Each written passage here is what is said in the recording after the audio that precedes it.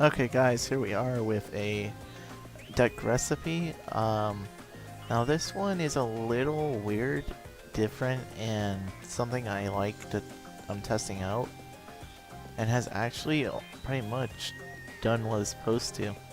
There are some things I'm still messing with in this, but you know, I figured why not show it off, Because you guys really want to see this. Well, I really want to show it off. I don't know if you guys really want to see this, but whatever. Anyways, so for people that don't know what this is, actually you guys don't know what it is really, it is my where is he? Rocket Jumper deck. Now what the Rocket Jumper is, and give me a second, it's really quiet here. Okay. Yeah, for people that don't know what Rocket Jumper is, what's it called? It is a deck that follows your opponent having defense position stuff, and you basically attack them directly. So it's basically a direct attack deck, but I just chose this one because I got an idea from a duel earlier on, and it actually seemed pretty good. So, and I wish it wouldn't do that, but whatever. Anyways, so we'll get into the deck, and then we'll get into the combos after that. So right now we have 3 giant rats. For people that don't know, when it's destroyed by battle, you can get an Earth with 1500 or less attack to your field, and it's special summoned and face-up attack. So pretty good. Searches out most of the deck. And now a white rabbit. It is a thing that can attack. It's really annoying when you summon it and your opponent can't do anything. Well, it's not annoying to you, but it's annoying to your opponent because this card returns to your hand at the end phase, and your opponent can't really do too much. They can't bottomless it because of the fact that it's too weak, and they can't, well, they could Trenchel, but they would probably go minus from doing it. So, yeah, its effect is you have to attack directly. Basically, that's what it says, so. Yeah, I played 2 of them because of the fact that he's not too strong, and also he can't be special summoned, so you can't Monster Reborn him, your opponent can't Gueo Guardian him, or anything like that, so pretty good. 1 Marshmallow, just for defense, really. 1 Morphing Jar. You discard 5, you discard your hand, both players, and you both draw 5. One thing I don't like about playing stuff to discards, though, is the fact that if your opponent's playing Dark Worlds, then you go really minus. So, be careful. 3 Morphing Jar 2s. Okay, so I've gone over this at least 1 time, I'm pretty sure. So, here's how this works, okay? I never really knew this at first. So, you set the card. When this card is flipped face up, all monsters on the field, other than this card, when this card is attacked and destroyed, this card would be not included when sent back to the deck. So, like, if your opponent attacks you with a Prisma into this, this card would not return back to the deck. So, that's something to point out. Also, if you flip it manually, like, you go over and you turn it face up, then its effect goes off anyways, but it would return, so keep that in mind. Anyway, so for its effect, for each monster that was returned to your deck, or to the deck, so if your opponent has 3 monsters and returns them, they keep flipping over cards, sends every other card to the grave until they get to a monster. When it gets to a monster, if it's level 4 or lower, they can special summon and face down defense. If it can't be special summoned, it's sent to the grave, and if it's higher than level 4, then it's automatically sent to the grave, and that counts as a monster. So, yeah. If anyone was curious, this thing does not hurt dragons too much, though. Because quite frankly, what are you gonna... It's not really too much. Because if you think about it, you're like, okay, Red Eye's Darkness Metal's in the grave now. But still, if they get Wavering out, they can just bring it back. I'm not saying that this card doesn't hurt dragons. It's just that it's not really the best thing to get rid of dragons. It'll help you slow down dragons though, for sure. One Plague Spreader, the tuner of the deck, you know, just a synchro. 3 Rocket Jumpers. Now this is the key card of the deck. Now there's a few things I need to go over with this card, because you might look at it and say, oh, there's plenty of stuff, you can put something in defense and whatever. And yes, that's true. But the one thing is, it says your opponent can't, if the only cards your opponent controls, yeah, the only cards on the opponent's side of the field, I mean, are defense position. It's not monsters they control, it's cards on their field. So if they have like a Royal Decree in the back and they have a defense position, you can't attack directly with this. Your opponent has to have no back row at all. Now you might be asking me, well, that's kind of dumb, why would I play it like that? Well, there's plenty of things you can do to get rid of back row, really. And usually back row is just like a one-time thing, so they're not really always saying back row, unless they're playing 60 card deck. A 60 card deck. And also, another note on this is that,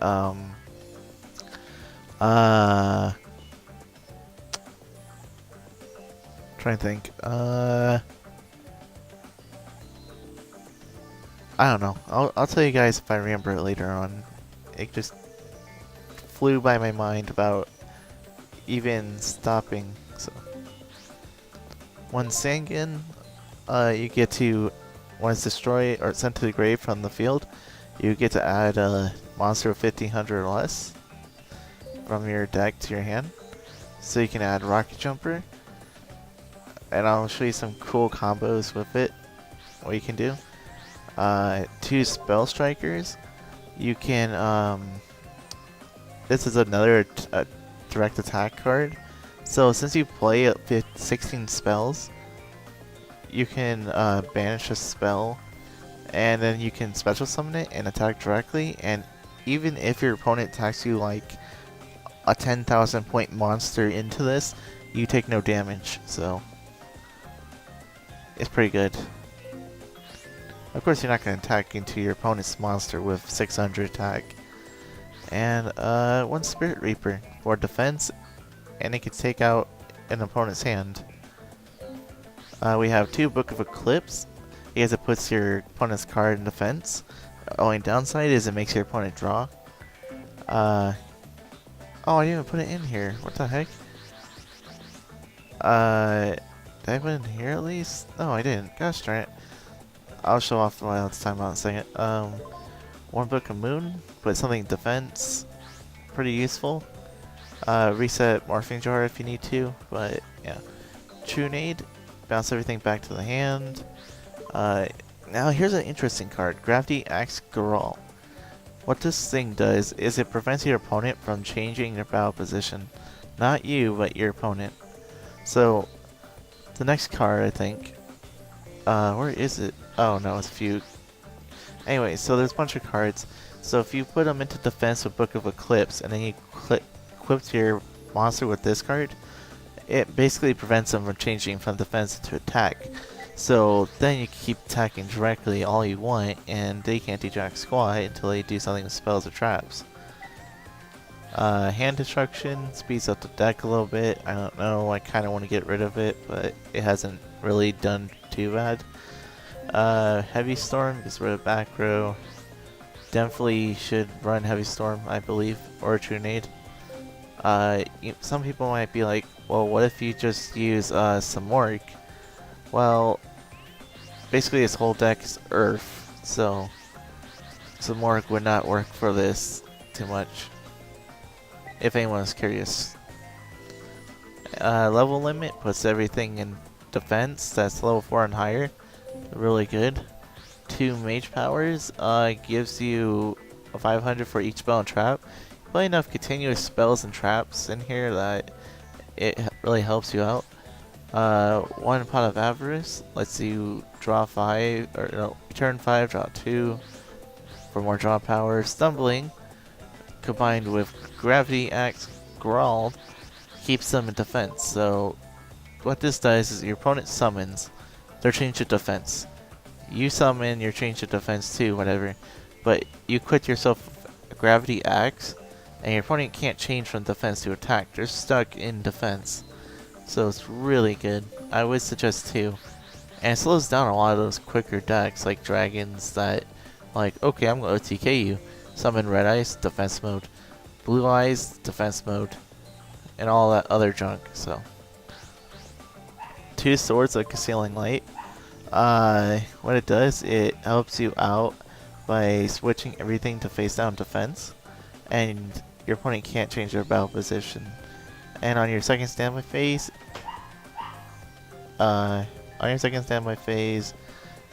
this card is destroyed. So it prevents your opponent from flipping anything, and it's not limited to one like Swords of Revealing Light, which do not play Swords of Revealing Light in this deck. It will end up screwing you. Swords of Concealing Light will do you good for the duel. I mean, Swords of Revealing Light is not bad. It's just that this card is way better at keeping him in defense. Double Dark Bribe to negate stuff your opponent's trying to activate. Gravity Bind to stop your opponent from attacking. Robbing Goblin to take out your opponent's hand, so this will get rid of a lot of spells and traps. And the Transmigration Prophecy to get 2 cards from anywhere and shuffle them back into the deck. Or 2 cards from the graveyard and shuffle them into the deck. My bad. Helps you recycle stuff a lot. And put Plague back into the deck so your opponent can't just Plague Spreader you. Right, here's the extra deck. I focused on level 5s, really, because that's what I'm mostly going to be bringing out. And yeah, there's no Dark End because I can't make it. There's no Dark Strike because I don't want to run Dark Strike fighters. And for the side, I have Torrential and Gravity Axe, but there is a few more things I want to add into it, so bear with me. I mean, the video is really short, so. Ojama Trio. Where is it? There we go. One of these. Yeah, I should have probably made the thing, but whatever.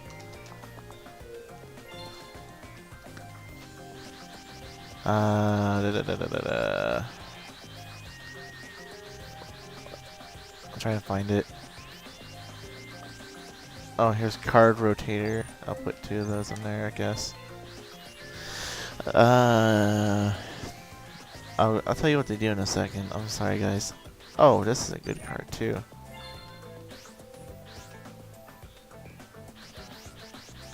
I don't know how it's called. Oh, I should put one of those in there. This is just random right now. That would be interesting, wouldn't it? Huh. Yeah, why not? Oh, I forgot they said to use this. Whatever. There's one card in particular I'm looking for. Yeah, sorry about the... Huh.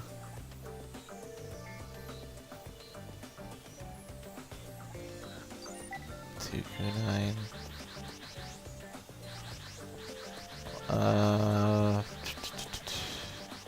Why can I not find it?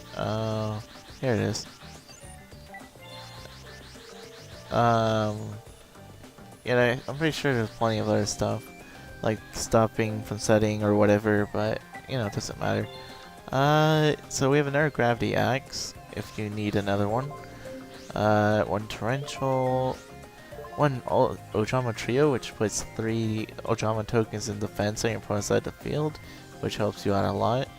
Card Rotator, you can send a card from your hand to the grave to change everything its positions on the field. Also, there's 0 gravity, but you know, it's whatever you want to use, which is actually kind of better than card rotator. Yeah. Curse of Fiend changes all battle positions, and no one can change their position unless it is by an effect until your standby phase. Oh no, you can only activate this card during your standby phase. Okay. Word card. Dark Mirror Force gets rid of defense stuff. Dragon a Capture Jar, because why not? And also puts dragons in defense. Earthquake puts things in defense. Kunai and Chain puts something in defense. And you can get 500 boost for your Rocket Jumper. And no entry, which when your opponent attacks, it doesn't say that, but when your opponent attacks, you would activate this, and then changes all attack to defense. So yeah, pretty good. Now, downsides and good sides of this deck. This deck works as long as your opponent's not playing stuff that involves them having stuff in the back row that's really continuous a long time. I mean, if there's the random, and I know I forgot MST and Dust Tornado, but whatever. Anyways, so yeah, if they have stuff in the back row like just things that just sit there for a while, it could be really annoying to this deck. Also, Lava Golem might hurt the deck a little bit if you get Lava Golemed. You can basically stop Stardust Assault mode though, to think about it. Because you can just activate something and I'm like, oh, negate, and then you just activate something else. Other things that hurt this deck is stuff that can clear up back row. Because if you don't have Morphing Jar 2, then your opponent's going to be like, well, I'm going to take out your level limit, I'm going to take out your Stumbling, or your Gravity Axe, or your Swords of Concealing Light. Robin Goblin, we don't care if that gets destroyed, but yeah. Also, Dark Worlds. You really, even though Dark Worlds really never have back row, you don't want to go up against Dark Worlds if you have to do Robin Goblins and Spirit Reapers and Morphine Jar. But other than that, Dark Worlds aren't a problem. Dragons might hurt this deck a little bit because of how beastly they are and how quick they are compared to this. But you know, it's nothing to really worry about. So yeah, last words, just remember that even if you put your opponent's monsters in defense, you need to make sure that they have no back row, otherwise you can't attack directly with Rocket Jumper. But you still, it doesn't mean you can't just use Spell Striker or, well, don't use another White Rabbit with Gravity Axe, because you'll screw yourself there. So yeah, I give this deck a pretty good, decent amount rate, 7.5 out of 10. And yeah, I say give this deck a try. I'll show it off in the next video, but you know, I hope you guys enjoyed this, and yeah, go ahead and leave deck requests or yell at me about something or whatever, tell me what you changed about the deck or whatever. So yeah, I will catch you guys next time. Dragox55 signing out.